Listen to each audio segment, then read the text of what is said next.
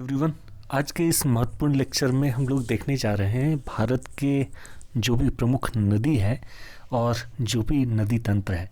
खास करके हम लोग सिंधु नदी तंत्र, गंगा नदी तंत्र और ब्रह्मपुत्र नदी तंत्र, प्रायद्वीपीय भारत के जो भी प्रमुख नदी हैं जैसे गोदावरी, कृष्णा, कावेरी नदी तंत्र और पश्चिम घाट की ओर गिरने वाली प्रमुख नदियां जैसे नर्मदा, तापी, भरतपुजा, पेरियार इत्यादि नदियों को देखेंगे। देखिए, हमारा इसमें कोशिश होगा कि 1 घंटे में हम लोग रैपिडली इसको जल्दी कवर करें और साथ ही इसमें जो जैसे रिवर पे जो भी प्रोजेक्ट वगैरह बनाए गए हैं उनको तो इतने देर में डिस्कस करना संभव नहीं होगा। हालांकि मैं मैप के थ्रू, नोट और मैप के थ्रू जो भी जहाँ तक संभव होगा इन सारी चीज़ों को बाय डायग्राम और नोट के साथ कवर करने का कोशिश करूँगा। हमारा प्रयास ये आपको अच्छा लगता है तो हमारे इस वीडियो को लाइक करके और चैनल को सब्सक्राइब कर दें। और अगर और भी कोई सुझाव देना चाहते हैं तो कमेंट बॉक्स के ज़रिए हमें कोई आवश्यक सुझाव दे सकते हैं, जिसके ज़रिए हम लोग आने वाले तमाम एपिसोड में उन सुधारों के साथ आपके साथ साझा करें। ठीक है, तो चलिए, हमारा ये आप देख रहे होंगे मैप पे, ये इंडिया का मैप है हमारे पास और इसमें जो भी प्रमुख नदियाँ हैं भारत की उसको दिया गया है। लेकिन हम लोग सेपरेटली एक एक नदी को भी डिस्कस करेंगे। ठीक है, तो थोड़ा सा हो सकता है इस लेक्चर का लेंथ लंबा जाए, लेकिन मुझे पूरा उम्मीद है कि अगर इस लेक्चर को आप थोड़े से अटेंटिव होकर अटेंड करते हैं तो 100% तो नहीं कह सकते, लेकिन हाँ 95% संभावना है कि यूपीएससी किसी भी पीसीएस में या किसी वनडे एग्जामिनेशन में जो भी नदी के टॉपिक से क्वेश्चन बनेगा आप 100% उससे सॉल्व कर पाएंगे। ठीक है, तो चलिए हम लोग पहले किन किन नदी तंत्रों को देखेंगे एक बार रैपिडली हम लोग देख लेते हैं। तो सिंधु नदी तंत्र, ब्रह्मपुत्र नदी तंत्र, गंगा नदी तंत्र और सिंधु, ब्रह्मपुत्र, गोदावरी, कावेरी, अच्छा ऐसे है दिया हुआ। तो पहले हम देखेंगे सिंधु। ठीक है, पहला हो गया सिंधु नदी तंत्र, दूसरा हो गया हमारा गंगा नदी तंत्र। ठीक है, तीसरा हो गया हमारा ब्रह्मपुत्र, बराक वन नदियाँ, गोदावरी, कृष्णा, कावेरी, स्वर्णरेखा, ब्राह्मणी, वैतरणी, महानदी, पेन्नार, माही, साबरमती, नर्मदा और जो भी प्रमुख नदियां हैं इसके अलावे सारे को डिस्कस करेंगे। और भी नदियां हैं जैसे तापी, ताप्ती या फिर टांडी के बीच में पश्चिम की ओर जो भी प्रवाहित होती है, कन्याकुमारी के निकट बीच पश्चिम की ओर जो भी नदियां प्रवाहित हो रही, इन सभी को देखेंगे। ठीक है, कच्छ के रन में लूनी वगैरह जो अपवाहित हो रही है उनको भी देखेंगे। साथ ही राजस्थान का अंतःस्थलीय बहा देखेंगे और म्यांमार, बांग्लादेश में अपवाहित जो भी भारत की छोटी बड़ी नदियां हैं सभी को देखेंगे। ठीक है, सबसे पहले हम लोग नोट पे चलते हैं और यहाँ पे हमें कुछ बताया जा रहा है, तो पहले इस नोट को देख लेते हैं। उसके बाद हम लोग मैपिंग के थ्रू सेपरेटली एक एक नदी तंत्र को उठाएंगे और उसे मैपिंग के जरिए डिस्कस करेंगे। तो देखिए, यहाँ पर बताया गया है कि प्रायद्वीपीय पठार की मुख्य नदियाँ जैसे महानदी, गोदावरी, कृष्णा, कावेरी पूर्व की ओर बहती हैं तथा बंगाल की खाड़ी में गिरने से पूर्व डेल्टा का निर्माण करती है। ओहो, ये सीक्वेंस में इशू आ गया है। ठीक है, तो मुझे कुछ रीअरेंज करना होगा शायद यहाँ पर। ओके, मैं सबसे पहले सिंधु नदी तंत्र पे चल रहा हूँ और उसके बाद सिंधु के बारे में कुछ आवश्यक नोट पहले देख लेता हूँ मैं और उसकी सहायक नदियों को नोट पे देख लेता हूँ। उसके बाद मैपिंग के जरिए हम लोग इसे डिस्कस कर लेंगे। तो देखिए, सिंधु नदी जो है वह तिब्बत में मानसरोवर झील के पास से निकल रही है। ठीक है, और मानसरोवर झील के पास से निकलने के बाद यह कैलाश पर्वत श्रेणी में बोखरचू के निकट से होते हुए यह निकल रही है और आप जानते हैं कि लद्दाख में यह भारत में प्रवेश करती है।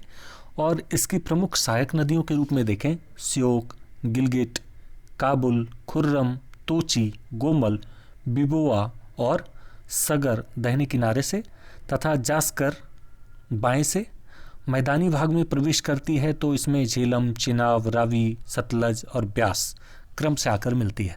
आप जानते हैं इसी क्रम पे यूपीएससी ने 2022 में क्वेश्चन भी पीटी में पूछ रखा था। तो इतना सामान्य सा क्वेश्चन था। हालांकि देखिए वहाँ पे एग्जामिनेशन हॉल में किसी और प्रकार का प्रेशर होता है, तो लोग इसमें भी थोड़े से कंफ्यूज हो जाते हैं कि क्या यही सही है, यही सही है। तो इसे डायग्राम के थ्रू अगर आप याद रखते हैं तो यह लंबे समय तक आपको याद रहेगा।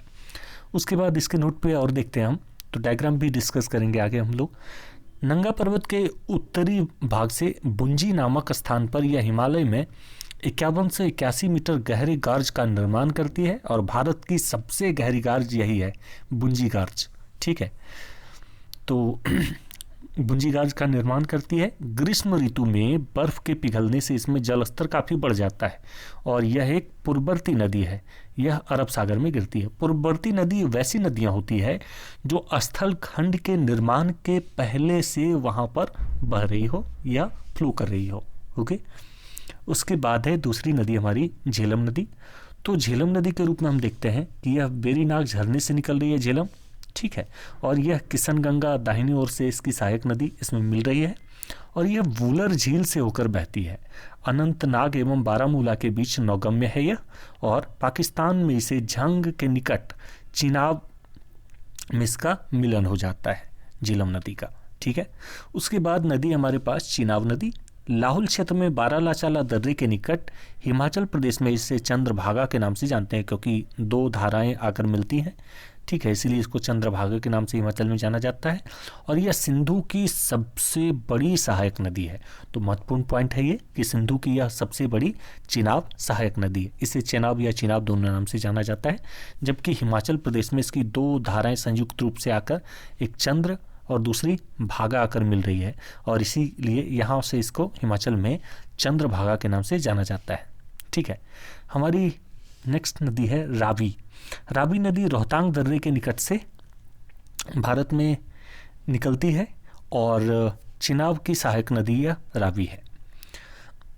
उसके बाद है प्रमुख नदी ब्यास। ब्यास भी रोहतांग दर्रे के पास से निकल रही है, ब्यास कुंड से, और 4000 मीटर की ऊंचाई से ये निकल रही है।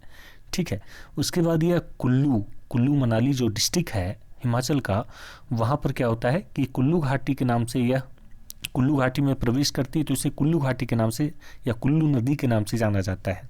यह सतलज नदी से हरिके बैराज के निकट मिल जाती है। हरिके बैराज है जो ब्यास और सतलज के जॉइंट पे है। ठीक है, उसके बाद एक हमारी प्रमुख नदी है जिसका नाम है सतलज। तो सतलज नदी जो है वह तिब्बत में राकस ताल झील से निकलती है, और स्पीति, लाहौल स्पीति और ब्यास के दहने से यह जाकर के मिल जाती है ब्यास में, और इसी पे हरिके बैराज बनाया गया है और भाखड़ा नंगल बांध बनाया गया है, जिसके पीछे गोविंद सागर जलाशय है। तो गोविंद सागर उस जलीय भाग का नाम है जो वहाँ पर बांध बनाकर जमा किया गया है जल को, और बांध का नाम है भाखड़ा नंगल बांध। यह जो है पंजाब में ये भाखड़ा नंगल बांध है। ठीक है, उसके बाद हम लोग चलते हैं पहले गंगा। ओके, सिंधु नदी तंत्र यहाँ से हम लोग देख लिए नोट पे। अब हम इसे मैपिंग के जरिए एक बार देख लेते हैं। तो यहाँ पर देखिए ये इसका मैप रहा, और सिंधु नदी तंत्र का ये कैलाश पर्वत श्रेणी है। ठीक है, और कैलाश पर्वत श्रेणी के निकट में आप देख रहे होंगे यहाँ से बहुत सारी नदियाँ निकलती है, क्योंकि ऊंचाई ज़्यादा है, यहाँ से ग्लेशियर पिघलता है बराबर, और यहीं से निकलती है एक प्रमुख नदी जिसका नाम है सिंधु। सिंधु इस तरह से निकलती हुई जाती है।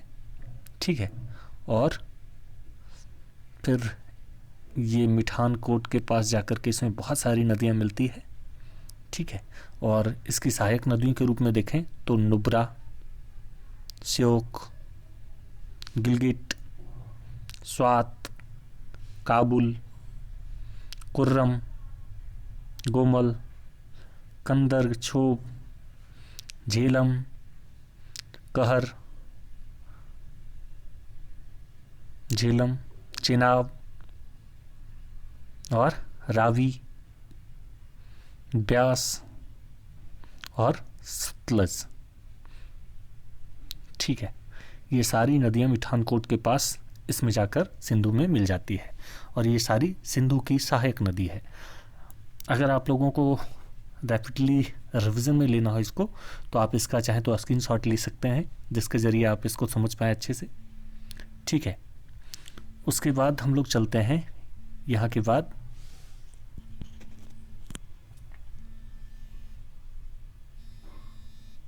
Hello, just just second.